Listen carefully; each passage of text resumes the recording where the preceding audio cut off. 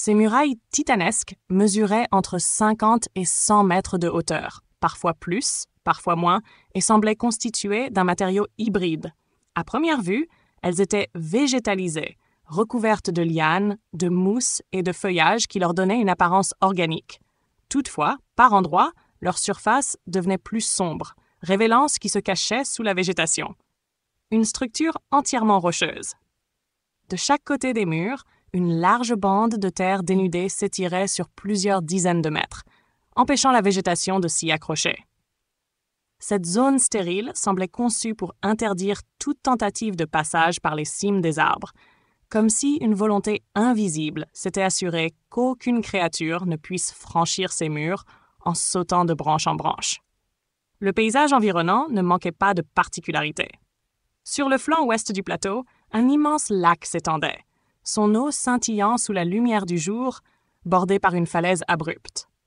Vers l'est, plusieurs kilomètres plus loin, un second lac se dessinait, plus grand encore. Derrière lui, deux forêts aux teintes distinctes formaient un tableau saisissant.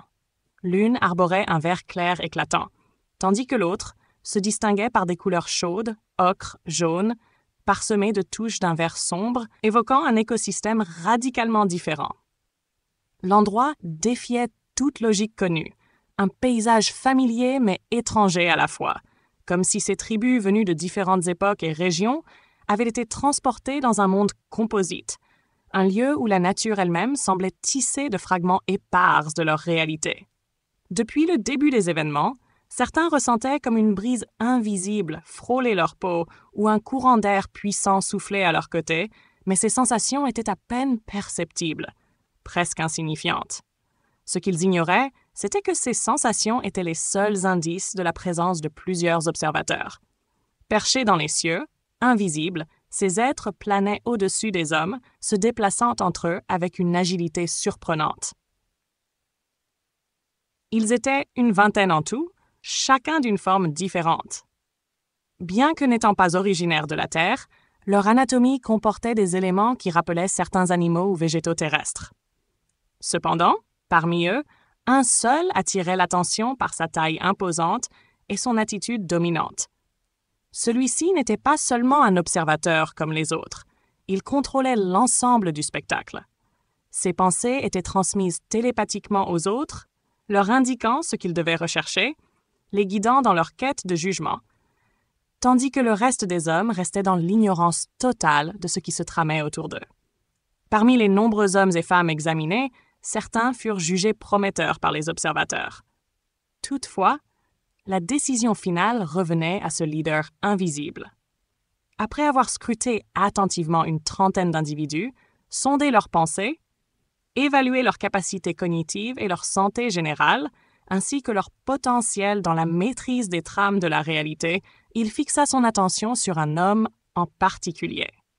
Cet homme, d'une trentaine d'années, semblait venir d'une région située à la frontière de l'Europe et du Moyen-Orient, à en juger par ses traits physiques.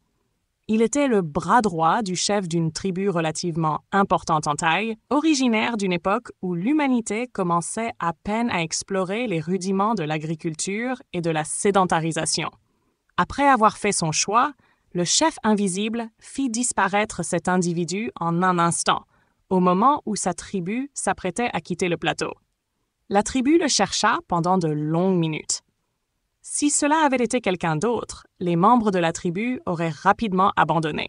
Mais cet homme était profondément apprécié de tous, et sa disparition était trop étrange pour ne pas mériter d'être élucidée.